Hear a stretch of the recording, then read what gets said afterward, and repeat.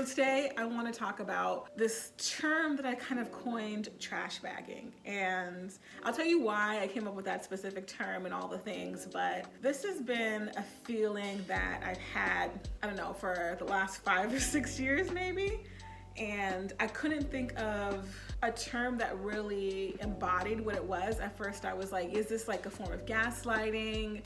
Or is this something different? And then, so let me explain. So there's a lot of talk, a lot of articles, think pieces, all the things about the imposter syndrome, right? And I'll caveat this by saying I don't want to take away from the people that actually do have imposter syndrome, but that's not something that I feel very often. Like, it's very rare that I'm in a situation nowadays where I feel like I don't belong for because of my intellect or any of that type of reasons. I may feel like I don't belong for other reasons, but not because like I didn't earn my place there, right? But what I feel like a lot of the times is I'm in these places and have a seat at the table, and it doesn't matter, no one cares, and I'm still not feeling valued at the end of the day. So it feels like I can't be effective in the role that you hired me for, and in the, all of those things. And without putting words in other people's mouths, when I talk to particularly other women of color in leadership, I hear similar things of being like, maybe this isn't for me. I've reached this level, I'm a VP, I'm a group product manager, whatever the case may be. I've done all these things, but it feels like I'm not effective anymore. Like, somehow by going up the corporate, quote unquote, corporate ladder, I've become less effective in my role. Even though I have the skills, like it doesn't seem like I could use them anymore. And make it make sense in that respect, right? And so as I started to think about this when I was on vacation recently, I kind of came up with this term, trash bagging, which is more of, actually hold please, I'm gonna read you the definition that I wrote. So trash bagging, again, my definition is when you begin to question your own effectiveness and purpose in a role because of the external reactions to you in that role. So that's that's essentially what I was saying about thinking like I'm not effective as a product person. Like, am I actually supposed to be doing this? Is this something that like more or less I'm good at? And I was thinking like, it's just a form of gaslighting, because like it almost makes you think like, am I crazy? Like, I've been doing this for over a decade, or again, like I've launched all these products that people love, and so it seems like I'm good at what I do, but somehow this experience is making me feel like I'm an idiot, or I don't know what I'm doing, or I can't get the progress that like you feel like you should be getting. And it's not, you should be getting just because you should be getting it, but like you're doing the things that you may see other people doing or that you've done before and gotten the progress. For some reason you can't like replicate that. That led me to this experience about trash bagging. And so I'm curious to know, like, one, do others feel this way too?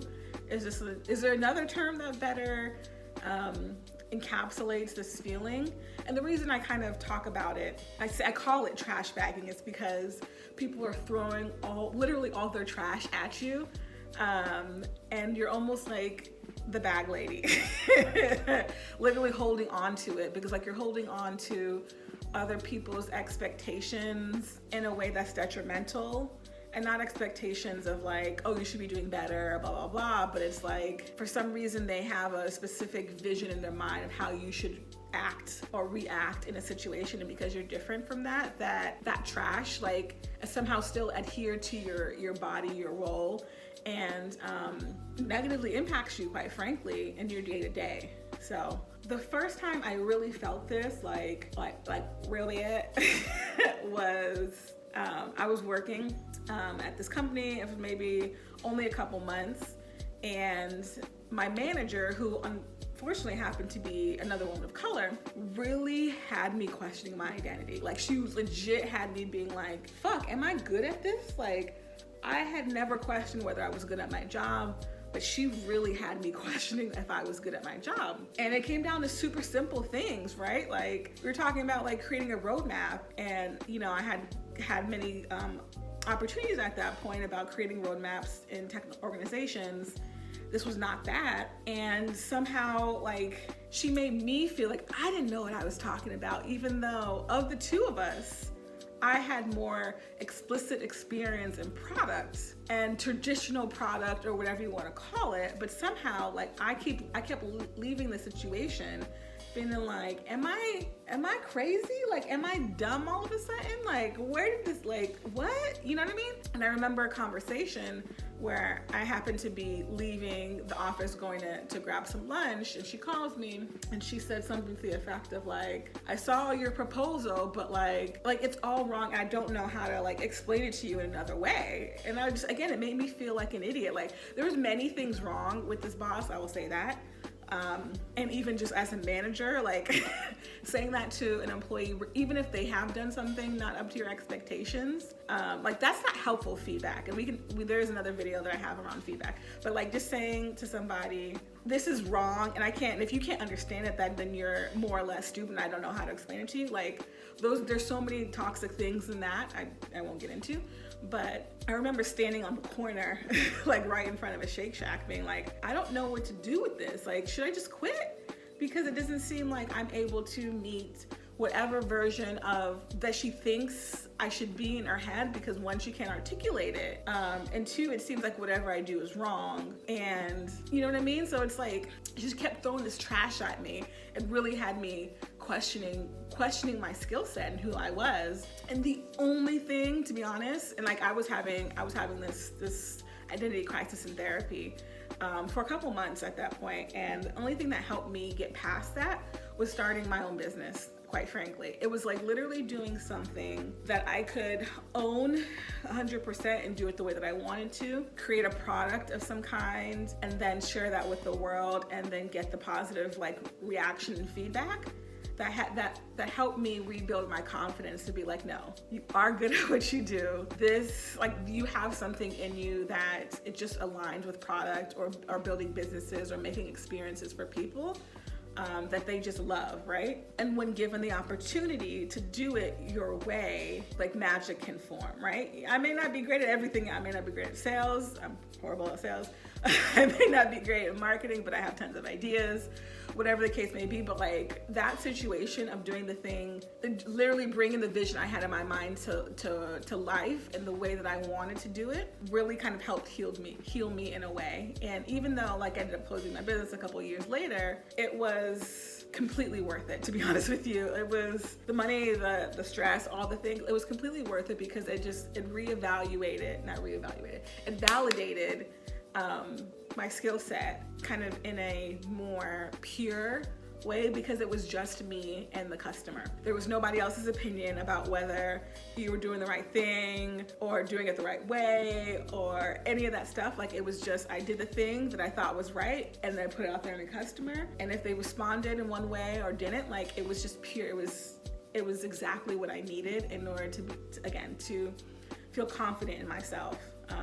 And that's generally what I'm recommending for folks that are feeling this way. Okay, so before I continue on with the rest of the stuff, I do want to call out that of course there's two sides to this, and I'm not going to speak on behalf of that manager, but we all have these lived experiences where like someone may set expectations on how you should act and all these things, right? And there may be cases where you have been on the side of it where someone has set expectations on you, negative expectations that you didn't fulfill or whatever the case may be.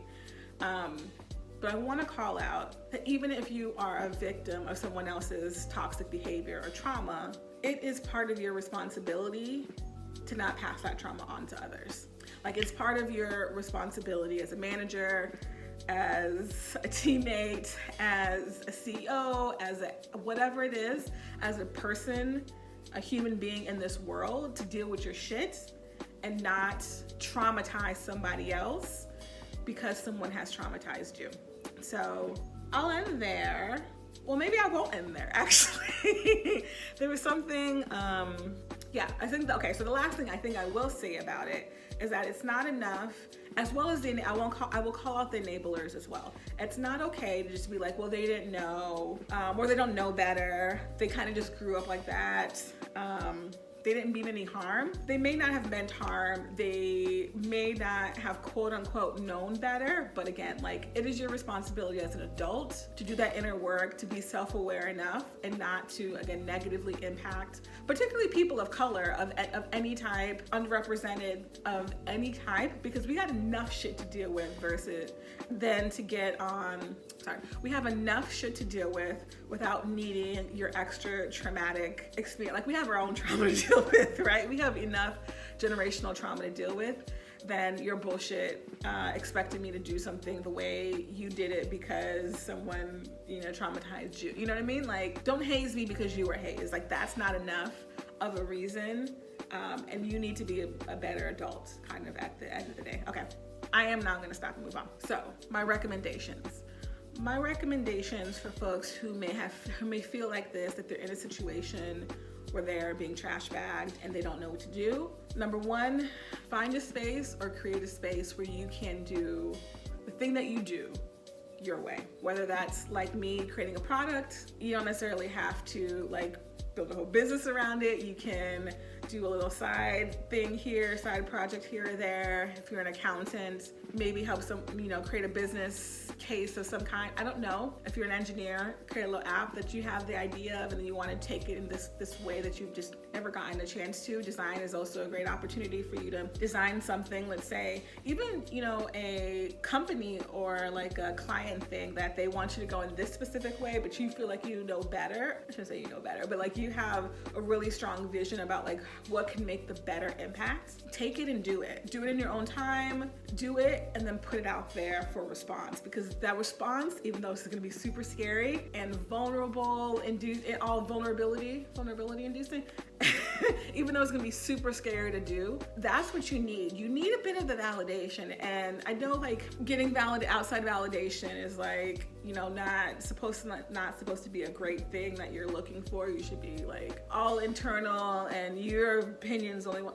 Yeah, I mean, yes, that's good. That's ideal. That is all things we should be striving towards. But to be honest, like a bit of external validation is good. It helps, and this is what you need to help with in terms of healing, because that response from the public and you doing something your way is like really gonna help build your confidence to be like, yes, I know my shit. Like I knew my shit, but it's good to hear someone else tell you, you know your shit.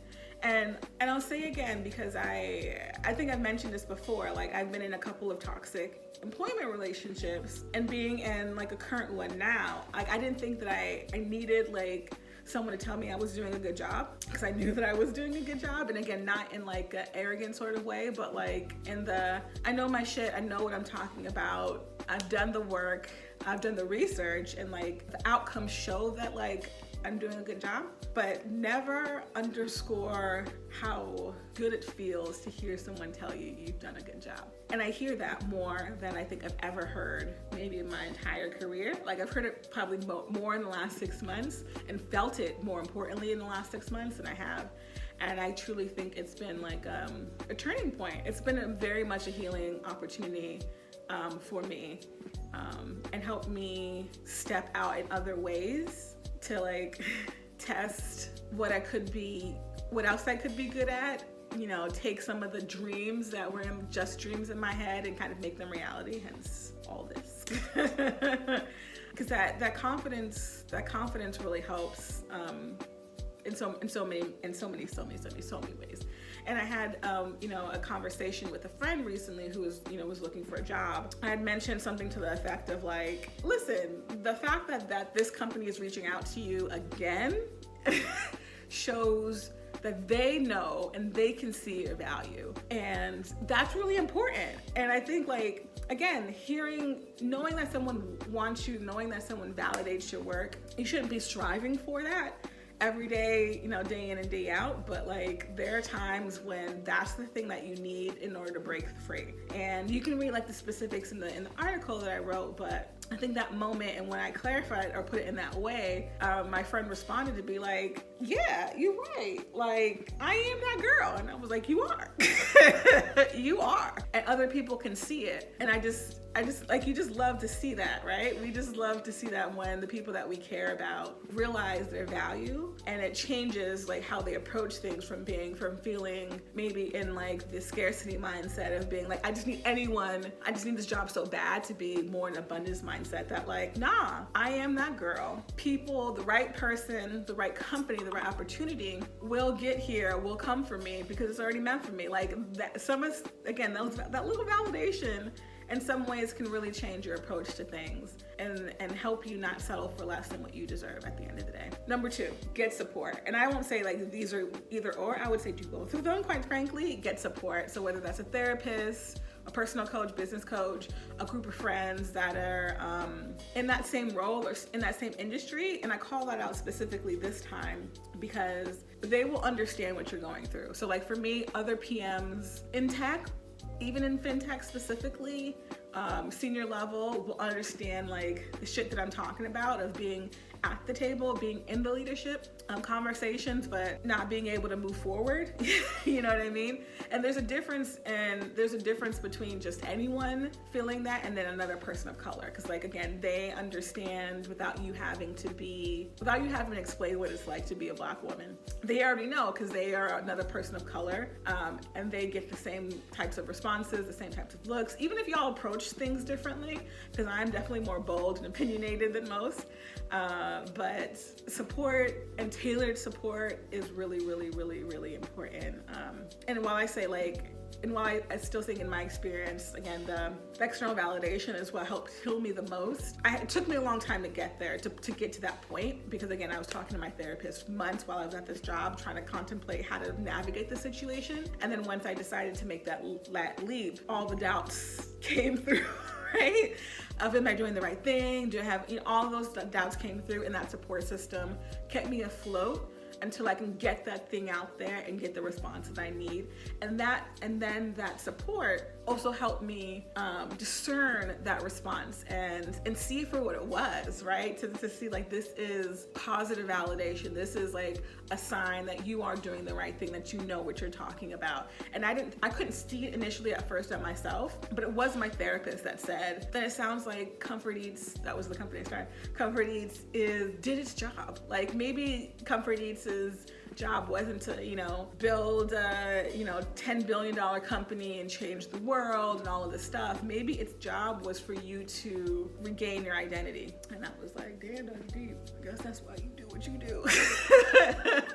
And it really did, seeing it from that perspective really, really, really did help. So the last thing that I wanted to reference is, if you're self-aware enough to question whether or not you trash bag someone, I will say, first and foremost, I applaud you for asking that question, because I think all of us can do it, definitely have opportunities to do it, but the fact that you care enough about how you show up in this world and how you impact others is a good sign. Not that you haven't done it, but that like you can be self-aware enough to catch yourself moving forward. And so first and foremost, think about like, if you're in management, if you're not in management, there might be less opportunities for this, but even from a peer perspective, like if you find yourself in a situation where you're like, this isn't meeting my expectations, or like they're not doing the job that they should be doing in the way that they should be doing it, all of that stuff, the first thing I would say is like, question like, why do you have those expectations? Like, where do they come from? Were they placed on you?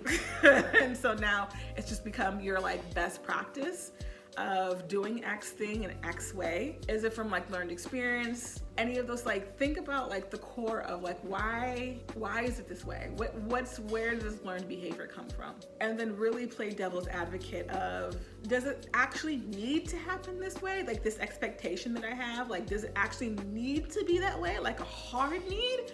Or is it or do I just prefer it that way for X reason? Apparently my body's like, bitch, being too long-winded, like wrap this thing up. Okay, I'm coming. So play devil's advocate and really start to question, like, does it need to be this way? Can it be successful another way? Which generally the answer is always yes, to be honest with you. Or does it just, again, make me feel so much more comfortable if they do it the way that I feel like they should be doing it versus a different way? And you can even take it back to like, is this trash that someone has dumped on me that I'm now trying to dump on somebody else? Like, you can take it back to that level too. And again, I think everyone has an opportunity to feel this way if they don't catch it, myself included, because again, I'm very opinionated on how like some things should go. And I do have to question myself a lot of the times of being like, but does it need to be that way? Can it happen another way? And again, like I said, in my opinion, 99% of the time, yes, it can happen a different way. Unless of course there's regulatory reasons, there's not enough money, whatever the case, you know what I'm saying? But there's limited reasons why something has to be a specific way. And so I challenge you instead to focus on the outcome, the destination and not the journey. If you're very clear on what that person or that experience needs to produce at the end of the day, and you're being very clear on timelines, then let them go. Like, what's the harm in letting them go ham? Let them do things the way that makes the most sense to them, structure in the way that makes the most sense to them, and then you can be, if they're interested in your support in the interim, like you can provide that support. But like, as long as they get to the end goal that you wanted, like give them the freedom to do something, because they may surprise you. They may have a more efficient way, they may have a more creative way, they may have a whatever. And that's, again, if you're a manager, that's a sign of being a good manager, that you trust the people that you're working with, but it's also a sign of a good peer, that you trust them to do the thing that they've been hired to do. And if you don't, then again, those are other questions to answer. And then if you're still not sure, I would say create boundaries, more boundaries and more milestones to hit along the way. So instead of being like, hey, you're starting here, get to here, create those milestones along the way, 3 or 4 milestones to get to the end goal, just so that you can stay on track of it. They can have the support that they need, and you'll have time to kind of pivot if things do look like they go off track. But very clearly, I think it's important to you as an adult to say as an adult, as a future child, but I think it's very important for everyone to communicate, period. This is, work relationships or just another types of relationships, but like communication in relationships is always key, as I think we know at this point in 2023. But communicate your concerns. Like, just be upfront and be like, hey, I'm gonna give you the opportunity to do this the way that makes the most sense to you, but here are my concerns with what you've told me this far. And give your employee or your team member or whomever the chance to address those concerns head on, right? So like, why hold back and just like be brooding over in the corner, being like, they ain't gonna fail and I was gonna, you know what I mean? Like be a teammate in this. Have a conversation about it. And one, it'll help you identify like really what are your concerns outside of just like the visceral response to being like, that's not the way that it should be done. Like, it'll help you identify it if you can communicate it clearly. And then it'll give that person who you're talking to an opportunity to address that head on, and hopefully like free you both up from any anxiety or stress that like would be living underneath the surface anyway, right? So it's just a win-win, the communication piece of things. And then, like I said, just trust the people that you hired, or trust the people that you're working with. And if in the case of hiring someone, it's not working out, now you have a really clear example to talk to them and give them feedback and provide them feedback for next time. And if this is a pattern, then maybe that's just not the right role for that person, or it's not the right company for that person. And if it's a teammate, again, you are now showing your boss, if you have to escalate this, that what you have done to help the situation. It's not just on their side. You've communicated, you've helped them along the way, you've taken not an interest, maybe like an interest in making sure that this project, this thing, did the thing that I was supposed to do. But at the end of the day, if you're not the one that's end of the day responsible, or whatever the case may be, like, you have evidence, seems like a strong word, but like you have more data points than just being like, this person is bad at their job, or this person doesn't do what I asked them to do, or you know what I mean? Like, at the end of the day, we want to value people for who they are and the different perspectives that they bring, which I think I also talk about in the article about like this whole like, they didn't, when they talk about diversity, they're just like, oh, we don't care, we don't want to talk about diversity of gender or race or age or anything like that. We want diversity of thought. But 99.9% of the time, an organization is not built to handle diversity of thought. They're not built to handle someone else thinking or acting a different way than what is the norm, which is, in my opinion, anchored in like white supremacy. But I digress. So be the change that you want to see in the world, however cliche that shit is. But there's a couple years ago we were talking, like, I feel like there's a theme, particularly in interviewing, around not saying culture fit. Like, we're not interviewing for culture fit anymore, because then you're gonna essentially get the copy paste of whoever exists. but more talking about culture add. Like, what are you adding to the team, to the company? And that's, I feel like, kind of like synonymous with this whole diversity of thought thing. And I feel like these things that I talked about really actually maybe get to the core of that, or at least helps present a way for someone who you do hire under this diversity of thought lens to have a chance. I'm not saying by any means it's gonna work for everyone, that all of a sudden all of us people of color or other underrepresented identities are gonna like skyrocket to the C-suite, because there's a lot more against us than there are for us. But at the end of the day, setting the stage for that diversity and not trash bagging each other just because that's what happened to you, I think will help. At least it can't motherfucking hurt. You know what I mean? Like, for real. Okay, anyway. So that's my talk. Those are my thoughts on trash bagging. Let me know how you feel about the term. Let me know if you've actually felt this before, if that feels like it's a good term for what that feeling is. And again, it's the negative response that you get from trying to do your job and being like the lack of effectiveness in your role, just based on the negative responses that you get by being in that role. So anyway, like and subscribe, do all the things. Looking forward to talking to you again soon. All right?